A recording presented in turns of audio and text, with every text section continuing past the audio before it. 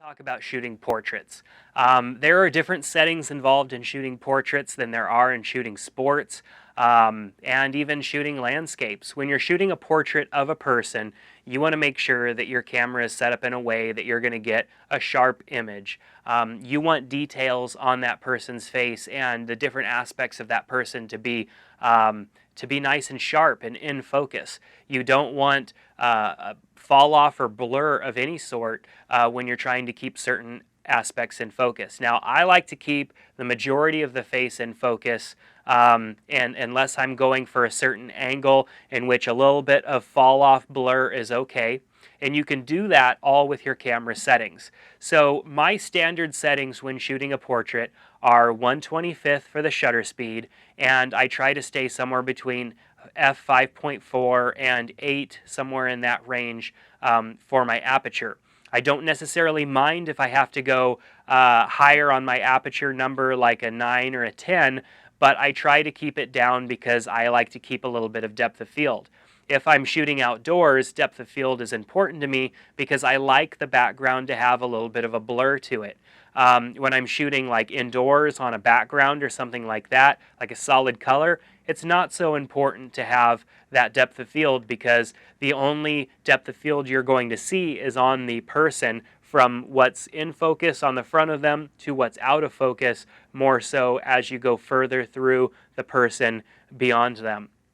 So typically, like I said, my settings with my camera are 1/25th, sometimes 1/60th. If I fear that there's going to be a little bit of movement, I will try to shoot at 1/60th instead, because while I'm holding my camera trying to take that portrait, if the person's moving around, or if I'm moving around a little bit, or if I'm unable to hold my camera extremely still, I may get a little bit of blurriness out of 1/25th of a second. It really is hard to tell, and so as a fail-safe, I will try and shoot at 1/60th if I can and still have a good a range of adjustment left in my aperture. Now, when shooting portraits, having your aperture down too low, like closer to 2.0 or even 1.4 or 1.2 with some of the higher end lenses, it's going to be harder to focus on the person. So you might get something in focus, but unless you really look closely, you may be focusing on the tip of their nose, and their eye might be out of focus. You may be focusing on their cheek, but this eye may be closer to the camera, and you may have their eye out of focus, but their cheek might be in focus.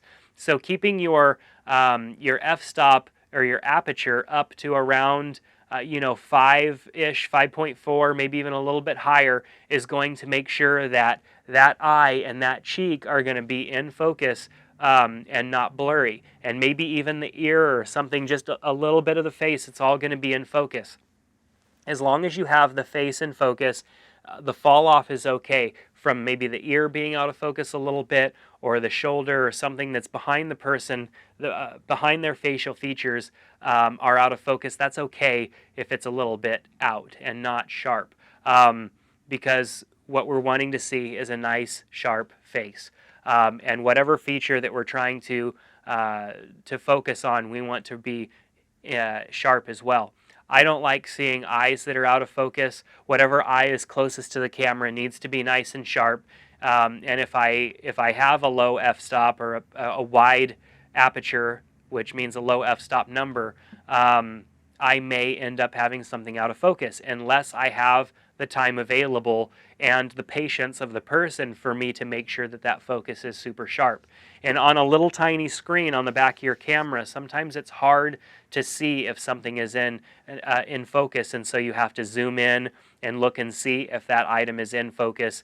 And this all takes time. And if you don't have the patience of your subject, then it becomes kind of annoying to that person. And you want to prevent that, of course. So I typically try to stay within those ranges. Now, if it's a real low light situation and I'm trying to take a portrait, I will either try to make up for it with an on-camera flash, or I will widen my aperture. Go to a lower f-stop number, down to 2.8 or even lower if I have to get that additional light into my camera.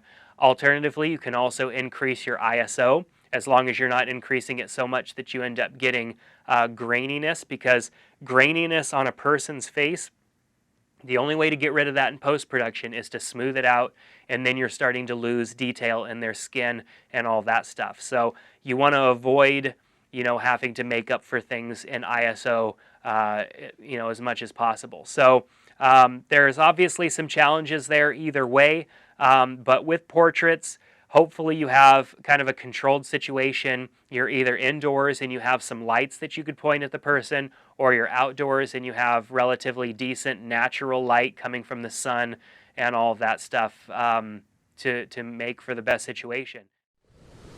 Hi, this is Valerie Getch. Have you been trying to take portraits of your kids and they're just not coming out the way you want? Maybe the lighting just isn't quite right, or you're wondering how you get that cool background blur that you see in professional portraits? Well, I have a great course for you on family portrait photography.